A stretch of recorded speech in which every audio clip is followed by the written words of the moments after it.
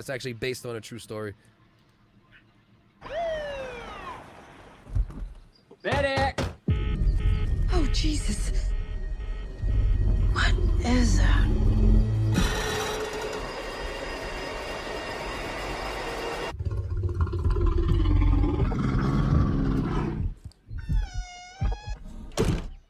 Beth, we should go.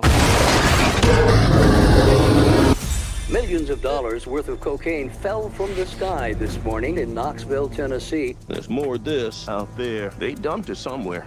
I'm looking for my daughter. Forest is a dangerous place. Hey, Henry, check it out. Something got into it. A deer, maybe.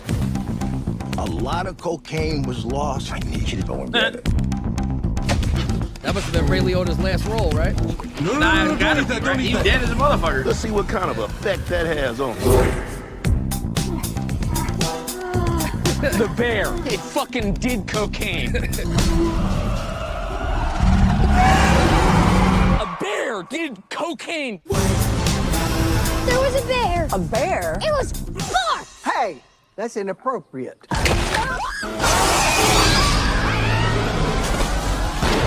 You're safe. Bears can't climb trees. Of course I can.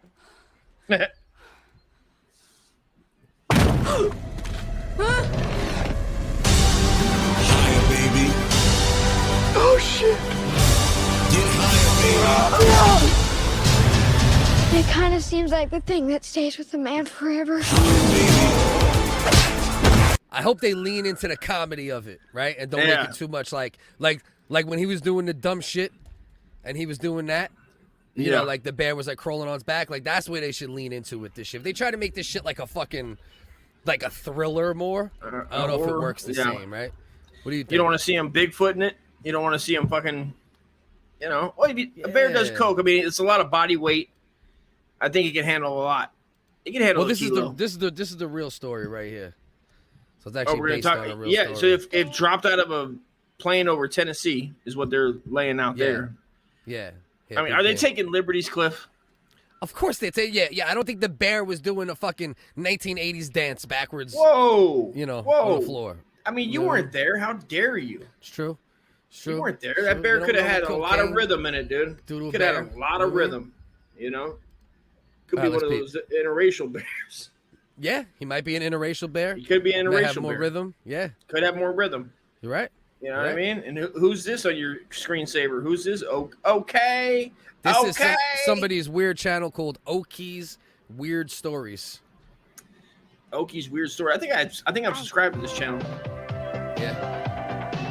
I have no idea what this is. And I was like, So what here's is a weird that? story for you. There once was a black bear who overdosed on 40 kilograms worth of cocaine after finding a batch of it in the forest. This story starts with a drug dealer named Andrew Carter Thornton II. Here's some basic facts that we know about him. He was a former narcotics officer, a former lawyer, a former paratrooper who was awarded with a Purple Heart. He was also one of the heads of a drug smuggling ring in Kentucky known as the Company. So here's how Thornton's drugs ended up inside of the bear. It was September 11th, 1985, and he was on a coke smuggling run from Colombia. Somewhere in the northern part of Georgia, he stopped his plane, put it on autopilot, and jumped out. He had a parachute, but he was carrying too heavy a load, so it malfunctioned, and Thornton's body ended up free-falling into a residential neighborhood. At dawn, an elderly man named Fred Myers woke up to find Thornton lying dead in his driveway. Fred then noticed that Thornton was wearing night vision goggles, a bulletproof vest, and Gucci loafers. There was also $4,500 Night vision goggle, bulletproof vest,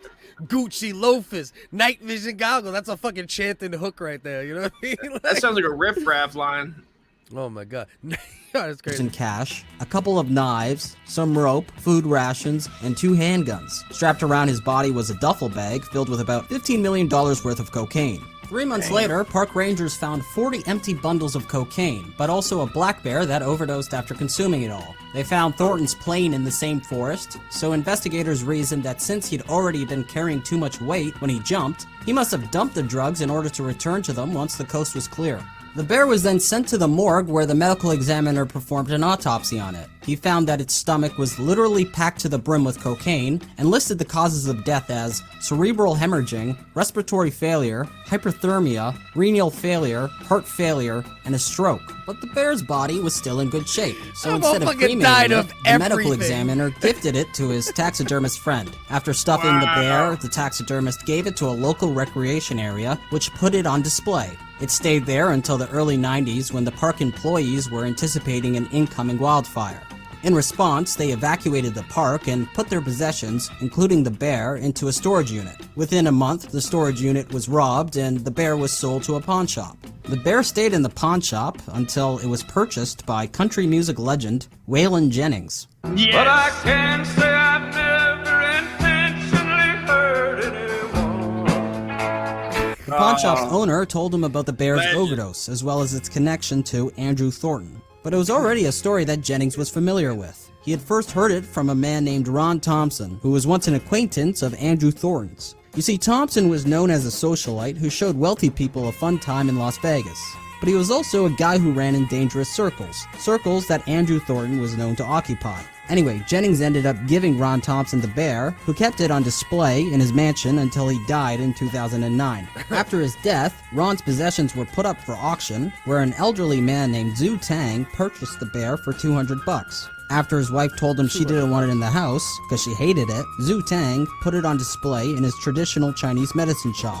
By 2012, Wutang died, and his wife kept the bear even though she hated it. By 2015, a representative of Kentucky for Kentucky, a Lexington, Kentucky clothing store, tracked the bear down and asked her for it. He told her that it's a part of Kentucky history, so she agreed to let him have it if he'd be willing to pay for the shipping costs. It took 30 years for the bear to return home, and now the cocaine bear acts as an attraction in the Kentucky Fun Mall. Around its neck is a warning about the dangers of drug use, which reads, "Don't do drugs, or you'll end up dead, and maybe stuffed, like poor cocaine bear." That's hilarious, bro. Scaring kids, dude. They're gonna stuff a child and put him up there if he finds cocaine and overdoses. Yeah. Well, that's what's coming. You don't. Yeah. How do you spell anyway, that? XU. Here's the main point, though, right? Like, the movie is like the bear died almost right away. You know what I mean? It's not like the bear part of it's probably gonna be all additive. You know, the bear essentially ate the cocaine and died very soon after. You know. You don't think he that's the first time he did coke, you think? Yeah, I think. Well, yeah. Did you ever see that Yogi Bear where he did coke? Anything funny to say, so I'm gonna say yeah. What? Yogi Bear, when Yogi Bear was doing blow in Yellowstone. Did you see that one? Yeah. Well, that was like the after school special, right? Where they were talking about that was like during the Don't Do Drugs campaign. Correct. That was during the Nancy Ray Bush. Bear sniffing coke. They had fucking Scooby Doo. Yeah, Scooby Doo. Yeah, I remember those. Gummy bears bouncing here and there and everywhere. Yeah, those the gummy fuckers bears were on coke. Yeah, and those you were able guys to see it because they were clear a little bit, so like you could actually see the coke like sitting in their nose. You know, sitting there, dude. Yeah. They said the Q-Bert was on coke. Well, you know, Q-Bert's not real, so. What? Say it again and see what the fuck happens. Q-Bert's not real. It's not. He is fucking real, Cliff. But Roy, yeah, fuck, man, fuck Q-Bert, exactly. Man. Fuck Q-Bert, what? Man, you fuck son of a Q-Bert. Bitch. What? Fuck Q-Bert. Next thing you're gonna tell me is that Frogger's fake. You tell me Frogger's fake?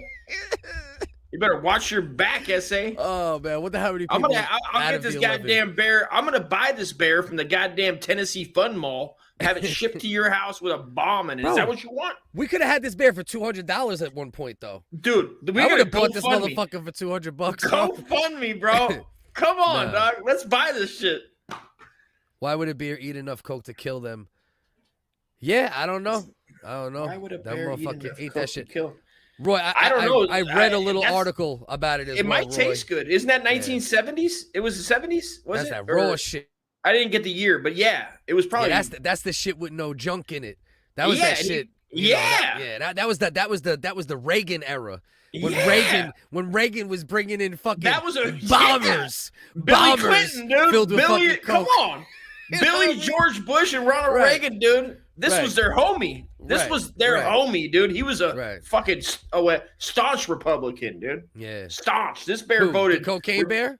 The Cocaine Bear voted in the 67 He's election. got a blue hat. The 71 election and all the election in odd years. Everybody knows that. ADL. Why? Because we love you. MOUSC.